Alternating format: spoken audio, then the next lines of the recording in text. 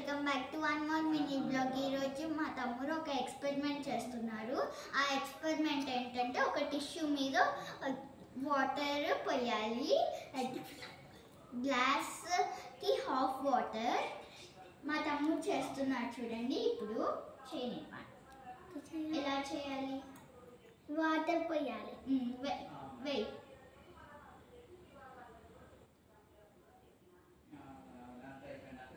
Transparent అయింది transparent. ఇక్కడ చూడండి, ఇదైతే ట్రాన్స్పరెంట్ అయింది, ఇదైతే రియల్.